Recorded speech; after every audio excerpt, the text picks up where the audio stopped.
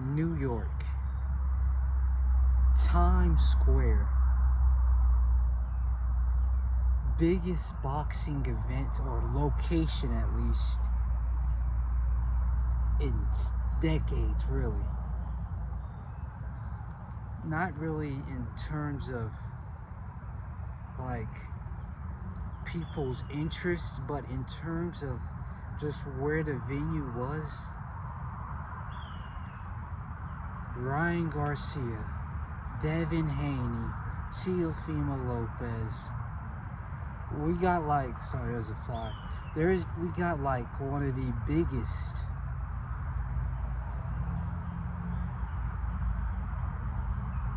that was supposed to be like the best night.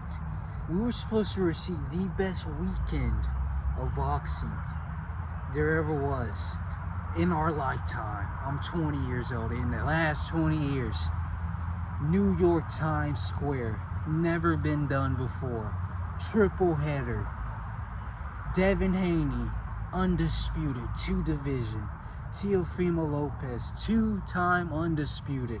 Ryan Garcia is Ryan Garcia, coming off a big win off of Devin Haney. We were supposed to receive like this massive, entertaining night. I'll get to Canelo and Skull. First off, Teo, he did not phenomenal. Compared to everyone else, phenomenal. But compared to every other fight, he did alright, right? He did good.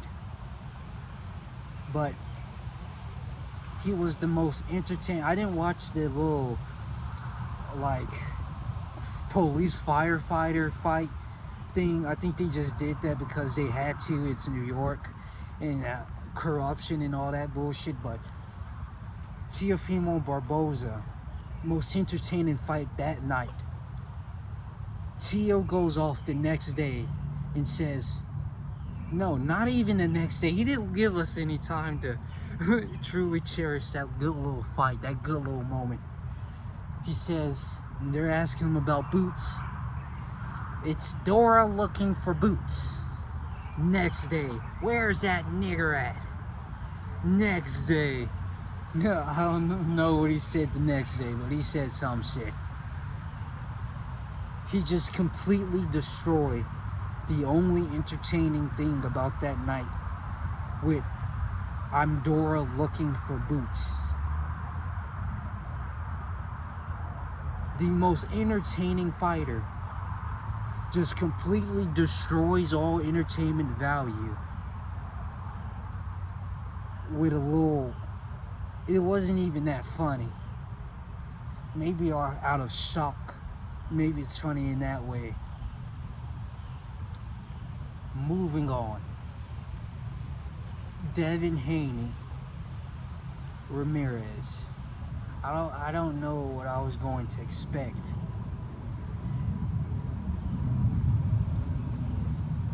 But I wasn't expecting that. Whatever that was, I wasn't expecting it.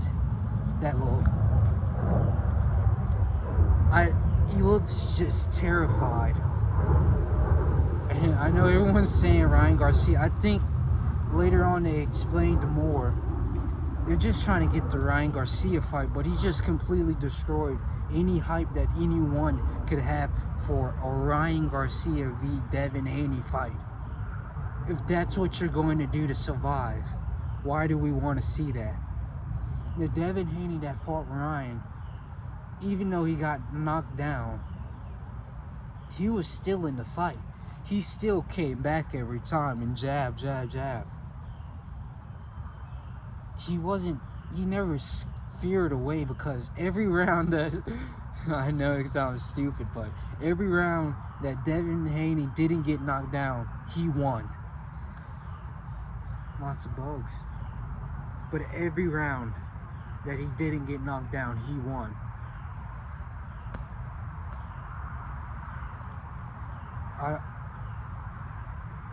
I don't know why he think he could get that Ryan Garcia fight right after. with a performance like that, but it is what it is. Ryan Garcia. I don't think he's a boxing specialist, a technician or anything, but to lose to Rolly Romero, that lost to a 41-year-old on his career, is that 41-year-old, I think it was like Barbosa or something, I don't remember, Barriosa, is he even fighting? Was that his last fight or some shit?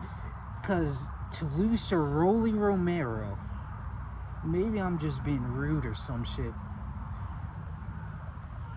He got pummeled by Pitbull, and we saw what happened to Pitbull. You can talk about styles and make fights all you want, but how much difference is this style? Pitbull, all it took was a literal jab. A literal jab. Then Ryan Garcia, okay, getting knocked down, that's alright. That happens. But to do nothing the entire fight, actually, not only do nothing, but I can't even call it a domination, because there really wasn't much to it. It was as mediocre as you could get in one of the most. You have thousands of people outside, but I guess that's not motivation enough. Just one shitty night of boxing. To the point where they should have just did the rematch, because that just destroyed us wanting it. We should have had Ryan Garcia versus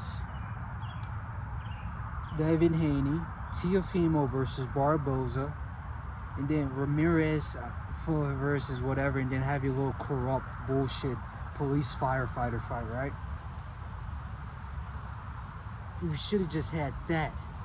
Instead, we got that little shithole they called boxing. But it's alright, right? It's cool. It's chill. Canelo's fighting. Turkey Al-Sheikh, they're saying he paid him $80 million for this William Skull to get him away from Jake Paul. They're saying $80 million. He goes in there. William Skull. Literally, they got photos of that man jumping half away across the ring. For what? How powerful can this man be? Like, Canelo must be an actual monster for you to spend the entire time running.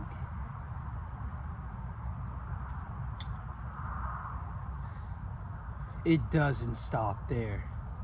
They bring Crawford out. You know, little Turkey Al-Sheikh crushing his hand. Canelo Alvarez versus Crawford. They do that little announcement. And was I the only one thinking that? No way Crawford doesn't do the exact same thing. If 6'2" William Skull is sprinting for his life in the ring at the biggest fight of his life, this is the first time millions of people are hearing about him. If he's sprinting for his life, what is 154 Crawford going to do? Destroys all hype for the fight. Inoue comes in, saves the weekend. But it's like, what's... Now, I know they're talking about a little no running rule in boxing. But will that really fix the problem? Because it seems that... I know William Skull and Canelo aren't American boxers, but it seems to be American boxers not living up to the level or the magnitude that the fans are expecting. And maybe taking a point away will fix that. But it's just the talent pool of fighters is just shit in America. Ryan Garcia, he's only entertainment value. There's no like Dmitry Bivol technician, right? There's none of that. There's no Bidabiev in America. There's no Bacoli in America. Bacoli just handled Gerald Anderson for us. Where's like that guy? Teofimo he has the best resume of them all, right? He was supposed to be that guy, and then he goes off and fucks everything up. To the point, there's nothing. There's not too many things to look forward to. You can say Gervonta Tank Davis, but who has he fought? Frank Martin and Lamont Roach. You can even take a step back. The day before Frank, Ryan Garcia, right? Take a step back, Hector Garcia. Those four fights, right? Two of those dudes aren't even in 135. None of those dudes have a world title. None of them are on the pound for pound list, but Gervonta Tank Davis is. He didn't fight number 2 in his weight class in those 4 fights, but he's number 1 at 135. The only thing like keeping the hype for Gervonta Davis alive is the fact that he could fight Shakur Stevenson. That kind of sounds like John Jones and Tom Aspinall. The exact same. He could fight Shakur Stevenson. Now, Shakur Stevenson, he's a great talent, most definitely. But now he has broken hands. Destroyed all of the point. Or destroyed, like, he's still talented, but he's not really, he can't perform to the level that he was at 126, 130 with Jamal Herring, Oscar Valdez. Have you seen Oscar Valdez fight? Of him just completely destroying him. It was insane. We're not gonna get that too much at 135 with this hand problem. It's looking bleak.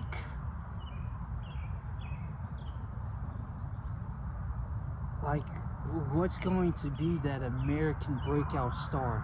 Keyshawn Davis, I can see it. He just needs those bigger names. And Shakur Stevenson isn't going to be one of them. And Gervonta Davis, a Davis versus Davis fight, why not? But Gervonta is not going to do it. Carmel Moten, he's just starting. He's just walking.